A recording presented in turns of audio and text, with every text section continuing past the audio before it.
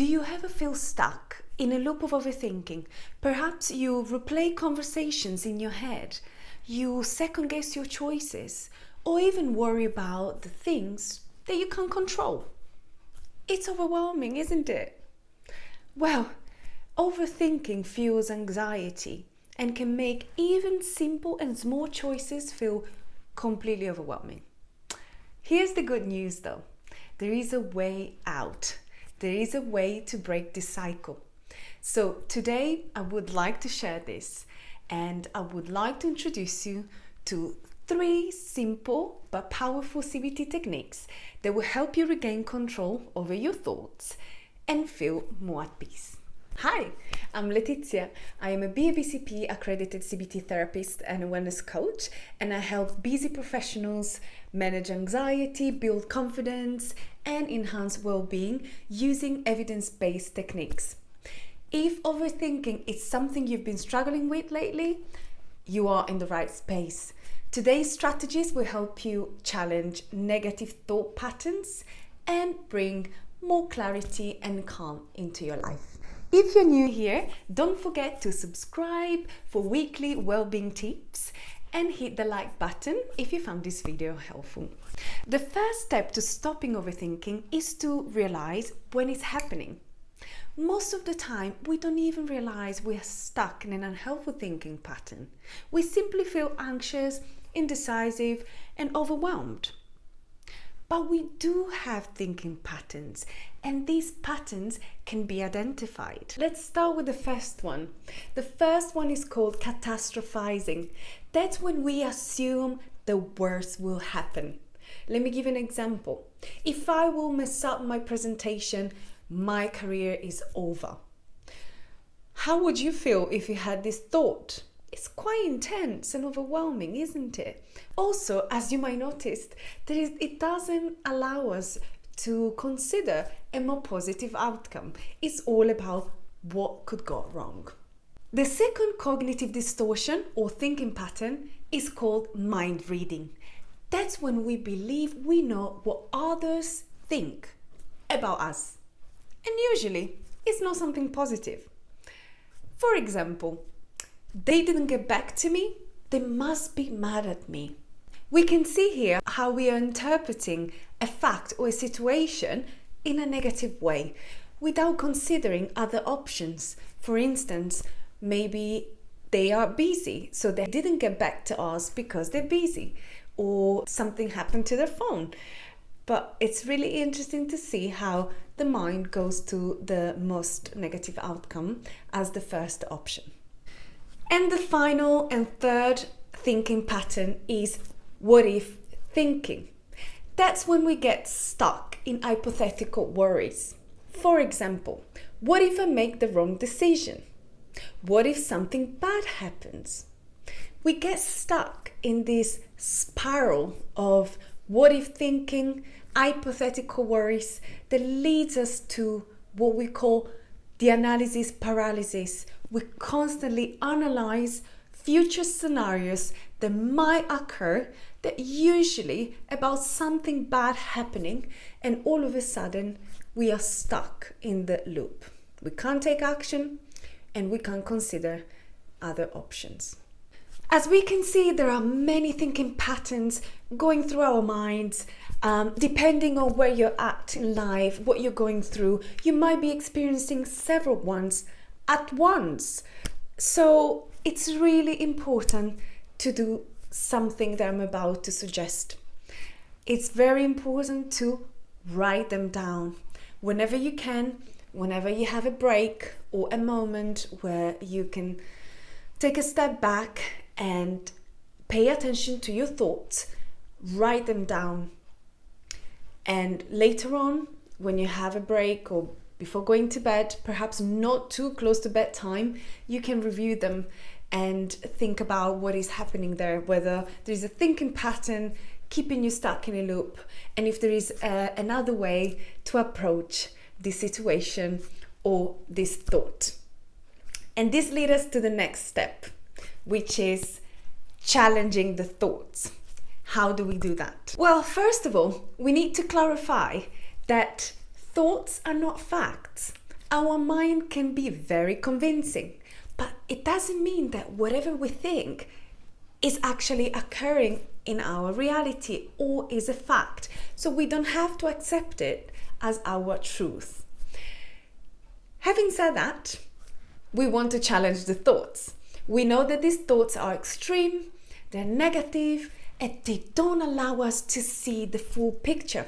So we want to do two things. We want to ask for evidence, and we want to shift perspective. Let's have a look at this. First step, we want to ask for evidence. So each time you notice a negative thought, for example, instead of saying, I will fail and I will embarrass myself, ask yourself, what is the evidence that this will happen? And have I succeeded before? This will allow you to gather information about the thought. So is it true? Is it representative of my reality, of my situation? And also, if that's true, let's say potentially you could fail whatever you're doing, a presentation, an interview. Great, that's part of life. Is there anything that has happened in the past that's helped and that you can replicate and utilize? Or perhaps, have you succeeded in the past? And maybe that's some reassurance just there for you to take into account and shift the perspective. So this will help you understand what a thinking pattern is trying to do and if there is another way to look at the situation. The second technique is shifting perspective. Imagine a friend came to you with the same exact worry. What would you say to them? Would you stop them? Would you tell them all the bad things that could happen and how could go wrong? Or would you encourage them, remind them of their strengths, or even past experiences that were really successful and really helped them?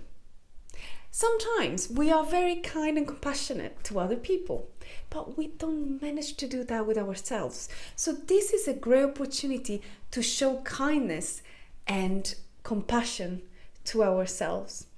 Also, you might want to highlight your strengths in this moment because you want to face any challenge in the best possible way so you can remember it and create a new pattern. So you can break this loop of negative thoughts and finally create the cycle that best supports you. Now, as mentioned earlier, it's really important to write things down so you have a tangible space where you can see your thoughts and you can observe them in a more rational manner. So I suggest you take a piece of paper and divide it in 3 columns. In the first column, you want to write down the negative thoughts that you experienced during the day. In the second column, you want to write down the cognitive distortions that you've identified and that are aligned with the negative thoughts. And finally, in the third column, you want to challenge the thoughts. So you want to ask for evidence, you want to shift perspective, and you want to reframe them so you can create a more balanced thought that can support you. I hope that's helpful and is clear. But please, if you have any questions, let me know in comments. And this leads us to talk about the final and most effective way to stop overthinking: taking action. When we're stuck in a loop of overthinking, we constantly analyze, but we don't take action. So we don't break the cycle. And the longer we wait, the harder it becomes for us to take action. So, in order to break the cycle, we want to do things differently and definitely act. There are 3 simple ways to break the cycle and take action. Let's have a look at them. First one, set a timer. Whenever you want to send an email, a message, set a timer. After 5 minutes, let's say you can set a 2-minute timer, 5-minute timer, but after the time goes off, send it. Send that message, send the email. Don't think about it anymore. It's done. This prompts you to take action without getting stuck in the analysis paralysis and all those what if thoughts that usually makes you really concerned about the outcome and therefore stops you from taking action. The second way is the 5, 4, 3, 2, 1 method. So when you want to speak up in a meeting, or you want to move away from a thought, or you want to do something that scares you or take a decision, just count 5, 4, 3, 2, 1 and do it. Speak in the meeting. Move away from the thought. Perhaps go and do something different, or just cease to engage with the thought, or take the decision. Whatever feels more comfortable, just do it in that moment without thinking too much about it. This is teaching the brain that taking action is safe. And also you're gathering evidence. So you're learning that taking action is something quite effective. And even if the decision you make is not the perfect one, you're learning, you're gathering evidence, and next time you can make a better decision. You've learned something, you have more knowledge. All is good and all is helpful. And the last and third technique is grounding practices. Now, there's a lot of research out there showing how journaling, going for mindful walks, meditation can really help us feel present, grounded, and reconnect with our body. When we do feel present and grounded, we feel less stressed. So our cortisol levels, the stress hormones, are lower, and we are more prone to take action. Our mind is clearer, so everything becomes much easier and doable. And definitely that reinforces the ability to take action, and we break the cycle. These 3 techniques can be utilized in different situations. There might be some techniques that are more helpful than others. It depends on your style, what you're going through, but they're definitely worth trying. Remember that breaking free from overthinking is a skill that you can develop by identifying the thinking patterns, challenging them, reframing them. You're teaching your brain to think in a more balanced and healthier way. Which of these techniques are you going to try first? Let me know in comments. And please do not forget to subscribe and hit the like button if you found this video helpful. Thank you for watching, and I'll see you in the next video.